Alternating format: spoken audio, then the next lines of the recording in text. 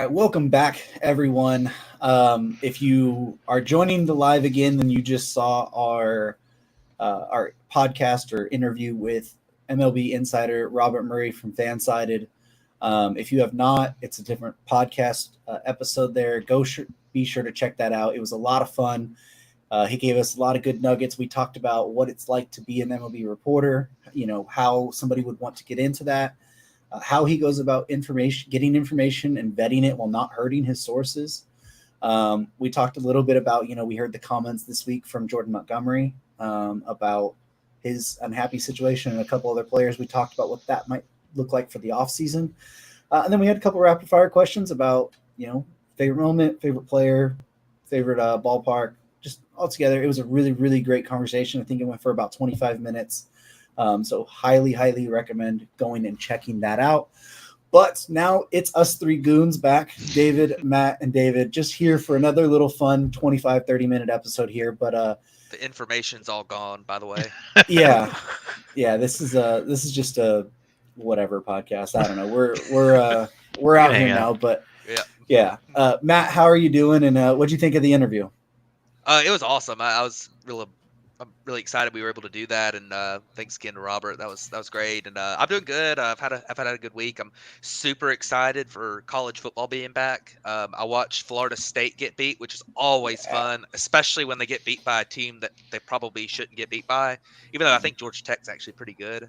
Yeah, they are. But that's fun, and of course, starting Saturday, I've got 5 Saturdays in a row that I'm going out of town, so that's gonna be fun but hectic a little bit. And we also got the long weekend this week, so that's gonna be great. Labor Day's Monday, so. But how are you doing, David? I'm doing good. I was at like I said on the interview, but I was at Oracle Park on Monday when you guys were recording, so that was pretty fun. Matt Chapman hit a home run, made sure to rub it in that we talked bad about him hitting it home.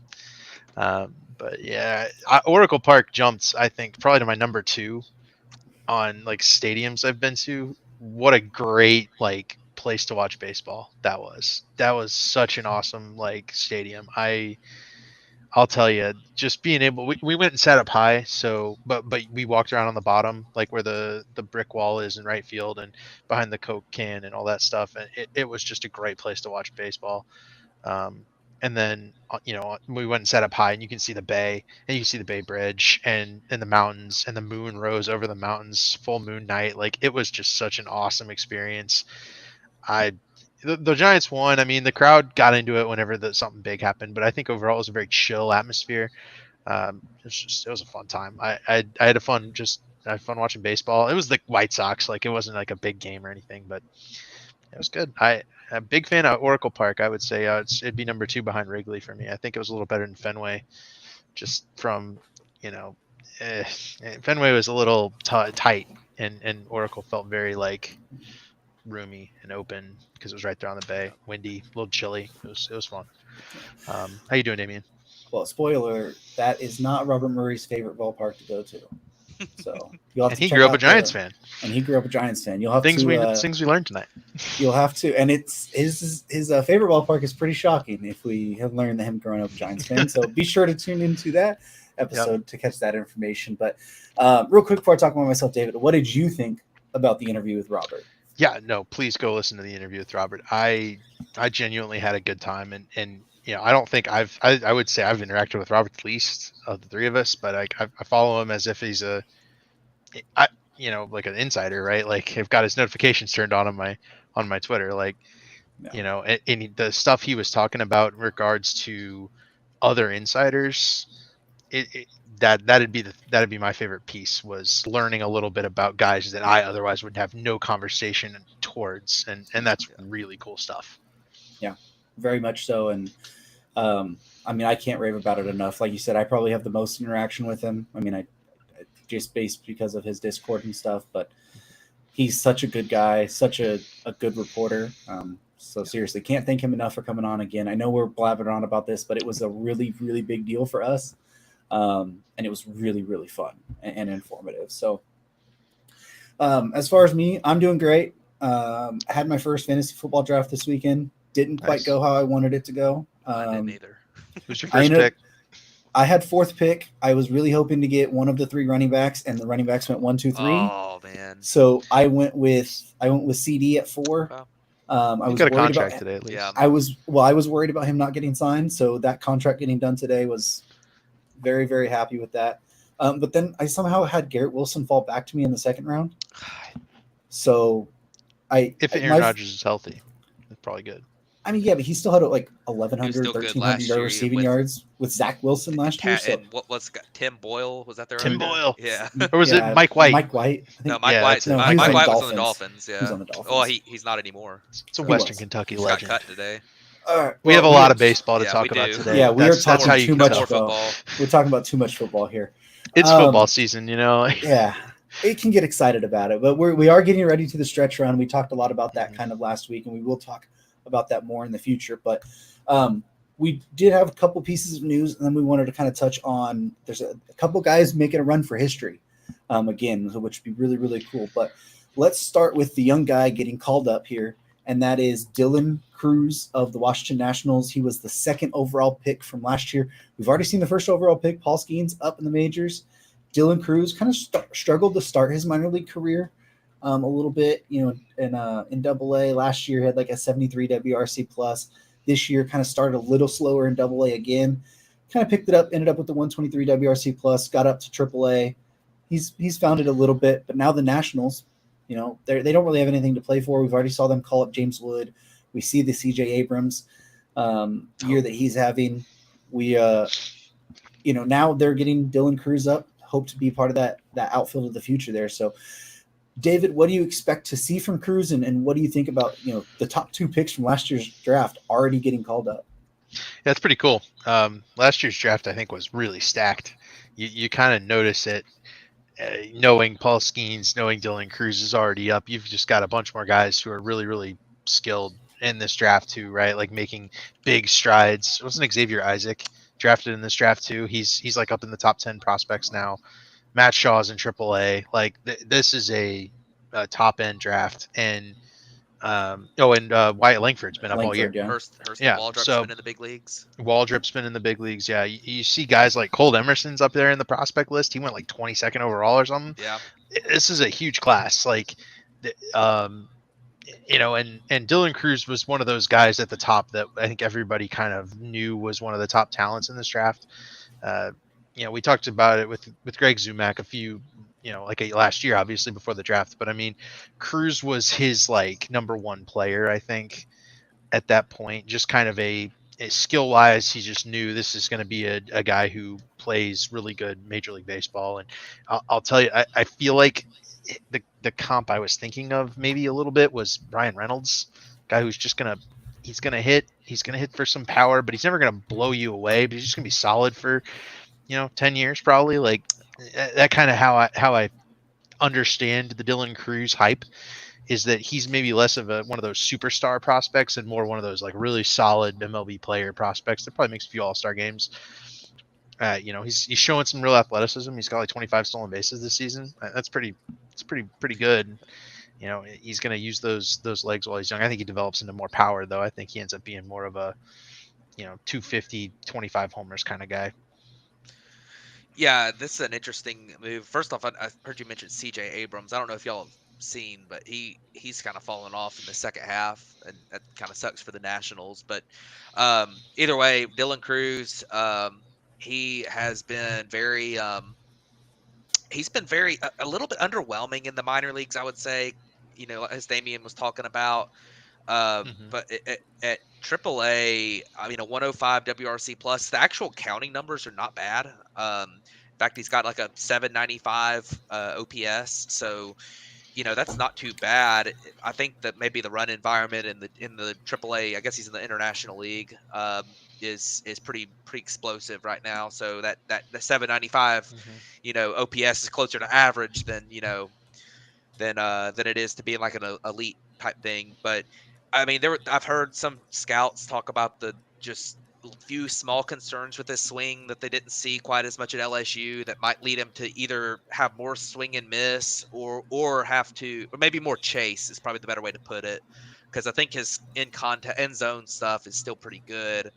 that might limit his offensive ceiling a little bit. But I mean, as David mentioned, I think Brian Reynolds is a comp in the way that value to his team type thing is really a really good comp for me. I mean, I think he's going to be like a 3-win player, 3 to 4 win player. He might have a year where he has a really good, has some good luck on batted balls, or he has a where he ends up being like a 5 or 6 win player. I think Brian Reynolds had one like 6-win season, 6-4.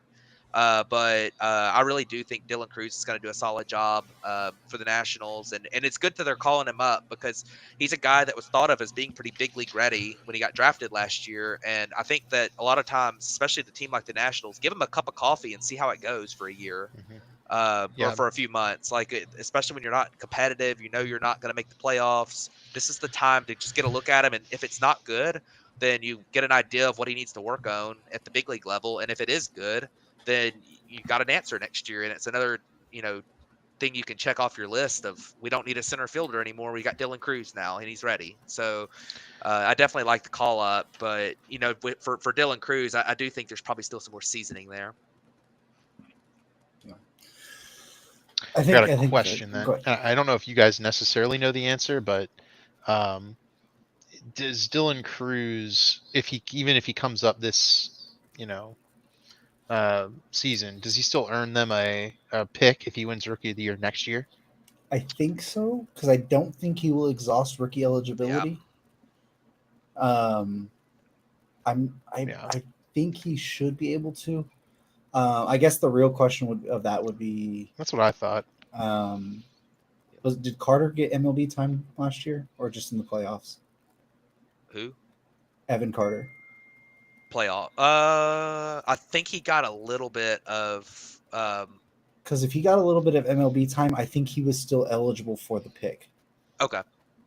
But that actually gives me a good thing, because last episode we were talking about Skeens, and if he was going to be eligible for it, he is not eligible for the pick. Right. If he wins Rookie you can't come up after the season starts to win it. You have to come up before, and that's what I'm saying. No, you can come up. I think the season before. Too. Also, that. I think you have to that's get kind of my question. I think it's a full season of service time you have to get. Because Jackson Holiday was called up on the last day you had to be called up to be able to be eligible for the pick. When he was initially called up. So that's how I ended up remembering and figuring that out. But anyways, you looking that up, David, real quick? No? Oh, right. No, okay. No, I heard you that. No, you're fine. We'll go ahead and move on real quick then. So the next part of news that we wanted to talk on was Scott Servais, the Seattle Mariners, fired him on, I think it was Thursday, after they were coming off of getting swept by the Dodgers in Los Angeles. He had been their manager for like 9 years, I think. And he is now let go. I think it was Dan Wilson is the new, or David Wilson, one of the two. Is the new manager. They also made a sweeping changes within the whole on-field staff too. The highlight of that being Edgar Martinez is now the hitting coach for the rest of the season. So I think at the time of his firing, they were 64-64. They were exactly 500. They went on to win 2 of 3 this weekend in San Francisco. But Matt, what did you think of Scott Servais being let go there? I was a little bit surprised. I mean, the Mariners are a team that they've had a lot more success over the last 3 years than they had in a long time, and it's all been under Scott Servais. And they made their first playoff appearance in a long time. And their other 2 seasons were good. I mean, they missed the playoffs by like a game when nobody expected them to be anywhere close back in 2022. 2021. Then 2022 they make it and they lose to the Astros in the division series after they won a wild card series. And then this past year they were like half a game behind the World Series champions and missing the playoffs, or 1 game behind them. So it's one of those things where they've had a lot of success. I don't think that team was built for success offensively this year. I really like their pitching staff, and they really needed some guys that didn't perform, that they brought in, that were kind of guys that you thought might be able to perform, but you didn't know that they would. Jorge Polanco, Mitch Garver, Mitch Haniger, those types of guys that they brought in, and they just didn't perform. I mean, especially Jorge Polanco, who had like a five, through the first half of the season had like a 500 OPS. And this team is pitching staff is so good that, but despite having such a horrible offense, they've still been able to keep a winning record.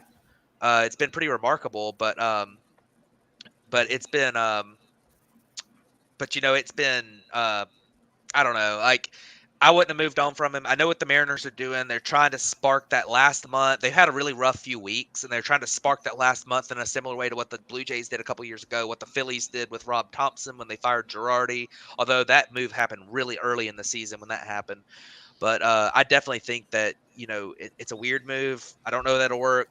I do think that the Edgar Martinez as the hitting coach is pretty cool. I didn't know that. So that's a good nugget, Damien. But yeah, I mean, I don't know. Like I would definitely not have done that if I were them. But Dipoto likes to make moves, so definitely an interesting one though.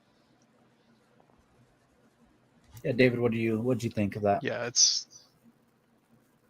Yeah, it's frustrating, right? Because the Mariners as a team are composed in such a way that they're set up for postseason success, right? This is a group that with that rotation, they should win in the playoffs. Like that's how you want to build your team is rotation first, bullpen second, offense third, basically, right? Like you need to set up your rotation for the playoffs, and they've done that, right? And they've done that for multiple seasons. These guys are all controlled for 2 or 3 years. You've got to nail down your offense, and they made moves for it, right? I don't think any of us thought Mitch Garver was going to hit sub 200 this season, right? And Jorge Polanco being just a 500 OPS guy, like those are not outcomes we were expecting. The thing I'm looking into, right? This team has a 207 collective team batting average. Yeah. That is almost 20 points lower than the next lowest team. And like that is brutal.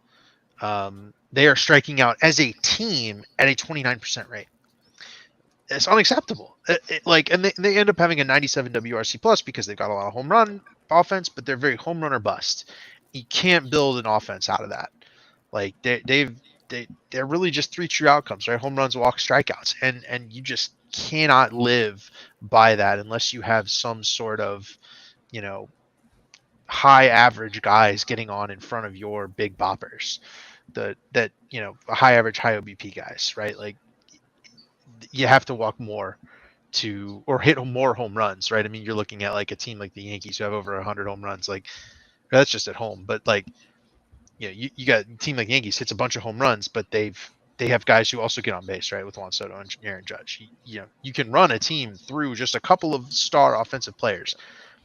The Mariners are not doing that because Julio Rodriguez has not played like a star. JP Crawford has fallen off a cliff. Like the incumbent players they wanted to be good haven't been. The guys they added haven't been good there. That's their biggest problem. And if a different manager is going to unlock that, I certainly don't know.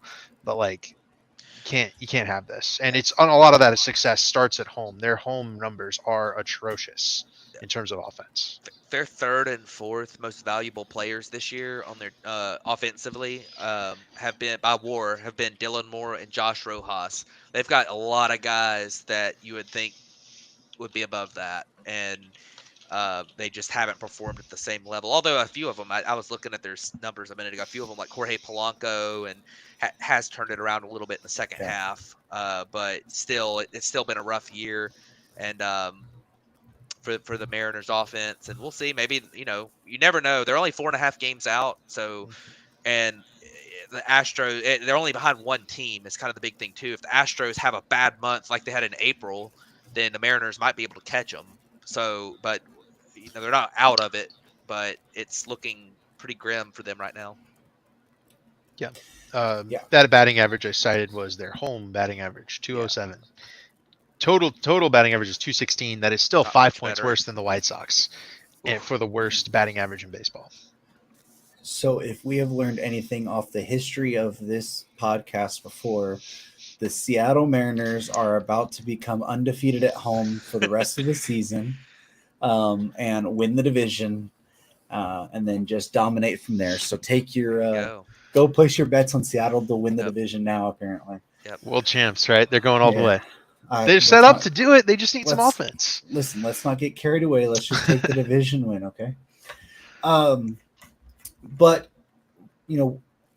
I think that it's a weird combination there. I mean, I don't think Servais should have been fired, but I guess if you're trying to jolt something, you could have probably just said, hey, we want to probably bring Edgar Martinez onto staff. You could fire the hitting coaches and see if that helps. But obviously they weren't happy with the way. And there has been even some stuff since Servais came out about the way that he manages isn't for everybody. Oh, well, that might be part of it then. He's a very hands-off manager. He's not a real players manager. He's more of like the clubhouse dictates itself. Right. And he just is like in there. So I don't know that there's some weird stuff there, but I think he did a good job at times for the Mariners. It's just a little weird given that they were only 4.5 out. You wouldn't let him try and just finish the season and see from there. But okay, so last week we kind of talked about the updated award races and stuff like that, and we did talk about Aaron Judge and Shohei Ohtani in that episode, but I felt like given today's episode and what had happened through this last week, we needed to highlight them too specifically and talk about their race for history. Because Aaron Judge is at 51 homers as of today, as of recording this so far. He hasn't hit one today yet. But that puts him on pace for 63 homers, which would break his own record of 62 from 2022. So he's on pace for that. And then on the other side in the National League, you have Shohei Ohtani, who on Friday night hit a walk-off grand slam to hit the 6th ever 40-40 season in MLB history. And he is on pace to get 50-50. It's going to be really close. He's the fastest player ever to get to 40-40 in 127 games. The next closest was, or 126 games, I think it was. The next closest was 147. So he was like 20 games ahead of that. But he is on pace for 50-50 at the moment. So I think it's going to be really fascinating this last month to watch this chase for history. So David, let's have one of you guys take each of it and we'll kind of go from there. So David, what do you think about Judge and his race for 63? I would love for Judge to go and hit 25 homers in this last month. I would love it. 25. I wish 25. Get him all the way over Bonds. Let's go ahead and knock that one down so we don't have to hear about all this steroid crap anymore and just be like, look, Aaron Judge is just crazy. The funniest narrative I've been seeing is, oh man, Aaron Judge he hits only meatballs for homers. And it makes me laugh every time because one, I watch every Aaron Judge home run. It pops up on the MLB home run video feed, and especially once he goes past 40 in July, I'm like, well, I better start watching the Aaron Judge homers. And every third one is probably right down the middle, and it looks like the pitcher's like trying to do anything but throw it right down the middle and just throws it right down the middle to Aaron Judge. Mistake, right? To the best hitter in baseball. It's a mistake. It makes sense. And every other one is like this pitch inside off his hands that he just pulls and smacks into the second deck at Yankee Stadium, and you're like, that doesn't meet the ballpark is affecting it. That doesn't mean he's just a great freaking hitter. Yeah. And we look back on that contract. What was it? 10 years, 400 million. Like, is he underpaid? Like that's a crazy contract that, he's 40. I mean, he might be like, is he still gonna be hitting like this? Like, this is just an otherworldly doubling down on the season that we saw a couple of years ago. That was like historic. I'm like, man, he just might be that guy. Like, this is a Hall of Fame level run, and if he can do this one or two more times, like, he's there. Like, he's a Hall of Famer. Done. Yeah, I was gonna say we had been talking. We talked with Robert earlier a little bit about who current players that maybe make the Hall of Fame. And I don't know that we brought up Judge. I don't think so. But I think he said Judge. He said Judge. He thinks Judge might be in, but yeah, if Judge go back and listen to it. If Judge has like 2 more healthy years, then like I'd be surprised. I mean, he'll be over 60 wins above replacement. He'll have probably close to 400 home runs at that point. And if he stays relatively healthy for most of the rest of his contract, and even if he does have that that fall off that we know will happen at some point, I mean he's probably going to get to 500 unless he has some major injury issues late in his career, which he might be the next one to do that if depending on what Stanton is able to do, which of course he's had the injury issues, but yeah, very impressive with Judge, and he's actually running his career lowest strikeout rate this year too, which is an Yeah. interesting. I want to do one more Judge fact here. He has a 403 isolated power God, and a 490 weighted on base average. Now, for just a quick note, right? Isolated power is slugging over batting average, right? It's how many of your hits are extra base hits. Typically, you want to have a 200 slugging. That's like really good. Aaron Judge is a 400 ISO, or sorry, a 200 ISO. Aaron Judge is 400 ISO. That's double like very good. And xWOBA is like it takes all the numbers, right? Batting average, on base percentage, slugging, boils all those down to one number. Typically, 400 WOBA, very good. yeah, Aaron Judge is sitting like right up under 500 WOBA. So and, he's so good. The numbers that we typically use to measure players are breaking. yeah, Yeah. and on that note too, with him, you talk about the WOBA being so high, and the slugging percentage too. At Yeah, 736 is insane. 736. His expected numbers, we talked about this a lot last year with Acuna's season, where it's like he could almost be better. His expected numbers, his expected slugging percentage is 20 points higher than his actual slugging percentage by Statcast data, and his ex WOBA lines up like basically perfectly with his current WOBA, which is just absolutely insane that a guy can have this season without having any kind of just good fortune, good luck. Like he's performing, his numbers are exactly how he's performed this year. So we haven't seen a guy put up this offensive type season and probably since Bonds. And it's two out Yeah. of the last 3 years, with last year being very good but a little bit injury plagued. I mean, this is just insane stuff from Aaron Judge, and it's very historic. I don't think too many people are paying enough attention to it right now, but it's crazy.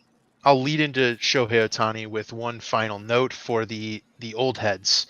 His batting average was 333 until today. It is now 332. And he is going to have 122 RBI before September 1st. He is hunting 140, maybe 150 RBIs, like that for any just old head wants to see some normal baseball stats besides home runs. There you go. I mean, he's like he's hunting the triple crown, like on top of that, and that's the last thing I'm bringing up. Like this is a crazy season. Let's do another one. There's another crazy Yeah. season happening on the other side. I mean, there's another guy who's also hunting a triple crown on the other side, while also trying to be the first player ever to. I mean, I don't think anyone's ever hit 45-45, and he's on pace for the first ever 50-50 season. With Shohei Ohtani there. And you talk about like Aaron Judge is hitting meatballs for homers. I watched Shohei Ohtani hit a ball that was in the other's batter's box, pulled it for a homer this weekend, like completely off balance. Jeez. Like what he's doing right now is incredible. I don't want to ramble too much because I could go all day on this, so I'm going to let you guys do most of it here. But he's also been hitting leadoff since I think June 18th, I want to say. He's still on pace for, well, he's obviously going to be on pace for over 100 RBIs. He's at 94. 94. Right Yeah, he'll now. get 100 RBI. But if you look at his stats since he went to the leadoff spot, it's even exploded from there. But I mean, to be the first ever 50-50 guy in baseball like he is on pace for, what would that mean, Matt? I mean, that would just be crazy. Shohei Ohtani. I mean, after watching him in 2021, when he had his true breakout. I mean, he had been a good player already before that, but his true breakout was 2021 when he won his first MVP award. And that season he hit 46 homers, so you kind of knew that 50 home runs is probably in there. Last year he hit 44, but he missed the last month of the season after the elbow injury and another nagging thing he had, like it might have been an oblique or something that he had, in the last month of last season. But so you knew that 50 home runs might be in there, but I did not know that he was going to have a 50 stolen base season or something close to it. I mean, that's what's so remarkable to me about Shohei Ohtani is not just the fact that he's able to hit at the level he has and with the power that he has while pitching most of the time. Of course, this year he hadn't pitched a lot, but because of the injury. But you look at the stolen bases as just being something that's just like he can steal bases too. Like that's what's so crazy. I mean, and I think it's remarkable, and it's what sets him apart because this year he is a DH. I mean, and DH's value it's typically just tied up in the bat, but when you start adding in the base running as well, his value numbers are right back up there with the best. So Mhm. Shohei Ohtani's been awesome. This is a weird year in the National League where there's not really a player that is just like from a WAR standpoint that is just towering over everybody. And with that being the case, Shohei Ohtani is currently second in WAR by just .2 WAR in the National League. So behind Francisco Lindor, who has nowhere near the same counting stats. Of course, Francisco Lindor is a very, very good shortstop defender, but Shohei Ohtani has got a very good shot at another MVP award while just being a position while just being a DH, which is pretty remarkable. But 50-50 would be crazy. I don't think we've ever seen anything quite like that. Obviously we had the 40-70 last year, which was pretty crazy in its own right. But it's just another milestone, and it's something that's just another thing that nobody's ever done before, that Shohei could possibly do. So I'm going to be excited to see. That one's going to be a very tight, close race to Yeah. getting to that number. You know, he's got to hit 9 more homers and he's got to steal 10 more bases. So his current projections by a lot of the projection systems have him finishing at like 49 and 47. So it's right there in his wheelhouse. He could do it. I don't know if he will, but it's going to be close. It's definitely something to watch. It's going to be exciting coming down the stretch. It might come down to the last day of the season if he hits he might hit a home run in the last game to do it. You never know. So definitely going to be something fun to watch. Yeah, my thing that I'll take from this Otani thing and kind of veer away from what Matt was talking about and go elsewhere is you look at the contract he signed, right? I talked about the Judge contract too. You look at the Otani contract. It's deferred, but effectively it's a $700 million contract, and that's assuming that he was going to be a you know a pitcher and a hitter. I'll tell you, I don't think we get a 50-50 season if he's pitching. Right. I Probably mean, Matt not. mentioned it. He needs to save his legs, Yeah. right? And I think this is his opportunity to go out there and show, hey, I could do this too. I can be a speedster that can also hit 40 home runs, right? Like I can be among the all-time greats at another aspect of baseball. And then next year he might go out and be a great pitcher on top of being an elite power hitter at the top of his game. And I'm sitting here going like Aaron Judge got paid $40 million a year. Shohei's technically getting paid like a little bit more. I think it's like 44 million a year. I'm like, pay your stars. Like pay these guys that are doing things that are just so absurd, and pay any guy you think might do something that's so absurd that he'll break the numbers that we have for baseball players. Like you have to go out and get these guys. These are the guys that are going to bring in the most money for your team. They're the superstar players on everybody's radar. And obviously, Aaron Judge and Ohtani built lives in New York and in LA before this happened, right? So the young teams, they would never even had a chance, right? Ohtani was never going to go anywhere but LA. Judge was never going to go anywhere but New York. Maybe San Fran, maybe Toronto, right? But like, If his name was Arson, maybe. yeah, like ultimately those were smoke screens utilized by the best teams in baseball to acquire those best players, right? Yeah. And unfortunately for everybody else, Juan Soto already loves New York. Like he's probably not changing teams. So it's who's going to be this next guy, because we're going to have guys like as we grow this baseball game, we're going to have more guys that come to free agency that look like a Shohei Ohtani or a potential future Shohei Ohtani, or all of these things. You have got to, if you are a baseball executive right now, you're watching what Otani's doing, you're watching what Judge is doing, you have got to find that for your team. You have to, because these guys are going to, one, make you the most money, but two, they're going to win you the most baseball games. Yeah, and David, to go with your point there, like so many teams are now locking up their guys so young that they're not getting to that free agency. I mean, it's kind of starting to get rare. I mean, you look at we're talking about Judge as the MVP favorite, of course, but Bobby Witt's right behind him. And Bobby Witt just got locked up to a long-term deal. We were talking earlier with Robert about the Fernando Tatis Jr. He was looking like a guy who was going to be perennial MVP type guy, and he got locked up super early. And of course you also have there's some cautionary tales of it too. I mean, look at what happened in Tampa. I mean, so with locking up their young star that has gotten himself into some severe. That wasn't a baseball issue. Right, but I mean, I'm just saying, like it's yeah. not obviously, but it's still, you're still having it's still risky to lock up somebody who's 22 years old to like this long-term investment because they might not be a good person and they might lose it, so they're so young that you just never know how it's going to turn out. So there are some downsides to it, but I mean, there's so many guys not getting to free agency because of these extensions. You're just not going to see that many times that a Soto is going to be available or a Judge is going to be available anymore.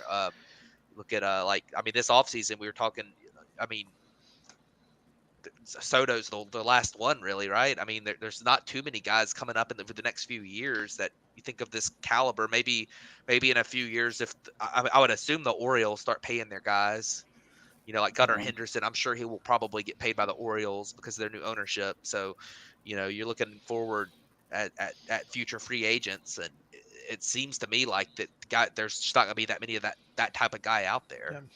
You have to revise, and ultimately the way that baseball is trending is that you will find those guys, right? You'll develop those guys. If you're a team that's drafting at the bottom of the barrel, you will end up getting those guys, or you'll pick up guys that you can trade for, guys that can end up being star level players for your team. But the thing is that you have to be willing to make this deal when it comes, right? I think there are going to be ownerships kicking themselves that they weren't at least somewhat willing to go 800 million, right? Force the Dodgers to pay more, basically, is what it would have been. But it seemed like only 2-3 teams were even like in on Ohtani, and a lot of them are balking at the price, and oh man, it's going to get up over, right? And then we hear about Yamamoto, and the Yankees and the Mets are all firing $300 million contracts at Yamamoto.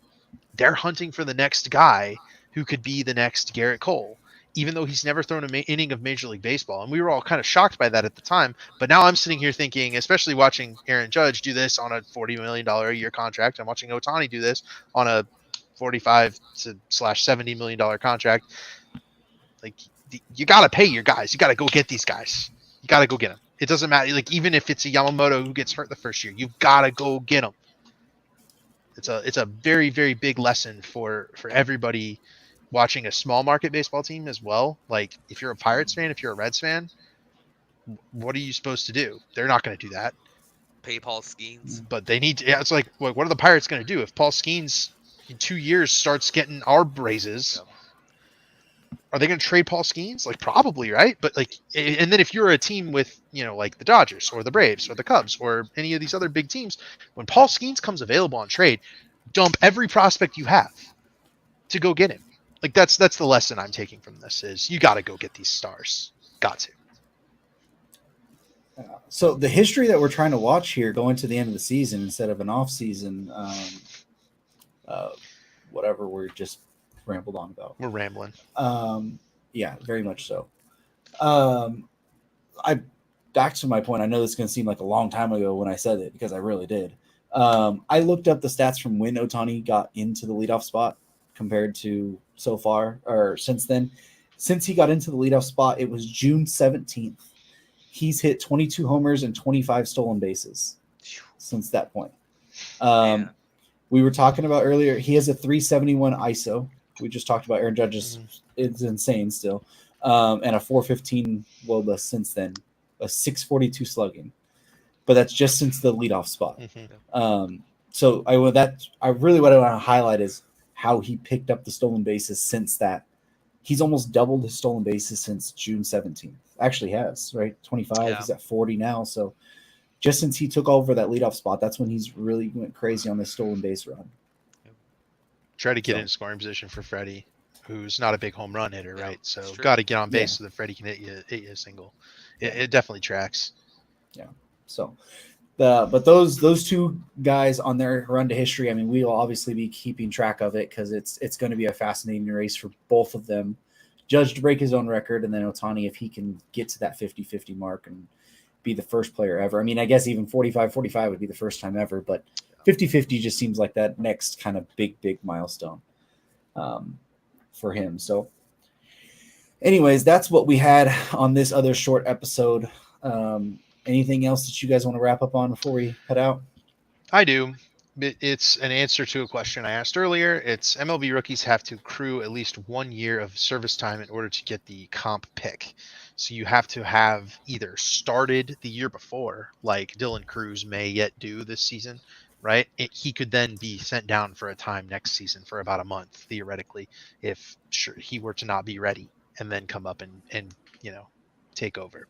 So that would be how you get your comp pick. But yeah, that answers our question. I had to look it up, but yeah, you can. Dylan Cruz would be eligible for the comp pick for the Nats next season. Interesting thing to watch out for. Matt, you got anything? I don't think so. Thanks again earlier to Robert. I'm gonna. Yeah, everything's good. I'm enjoyed it, and we'll see what happens here in the next few weeks with all that history we were talking about. So very much so. Definitely opportunity for some more moments. Robert was kind of noting the lack of big moments, and I was even thinking of the Ohtani Grand Slam as like, maybe that was one of the bigger moments of the season. Yep. Yeah. Spoiler: it wasn't Robert's favorite moment, but the Whit Merrifield beating the Phillies to win the division is going to be the best one. So definitely we've gone off the deep end now. Now we've brought up Whit Merrifield in a conversation about Judge and Shohei. Ooh. Hey, he's got a 130 WRC plus since he's been a Brave. The Braves picking up a utility guy and seeing a 130 WRC plus. I'd be more shocked if it wasn't that. Hey, well, we do have a couple pieces of news real quick as we end the show. Padres are signing Elias Diaz to be their new catcher, and the Chicago Cubs have put Drew Smyly on outright waivers. Brave. So there you go. I can't believe Drew Smyly didn't get traded for at the deadline. I can't believe it. Yeah. Cubs could have eaten the entire contract too. Like I can't believe it. And Jason Hayward has cleared waivers and been released by the Dodgers. So there we go. Goodbye, sweet prince. That's everything we got. Again, thanks Robert for tuning in, or thanks Robert for being with us on the other show. Make sure to tune into that one, and we'll catch you guys back here next week.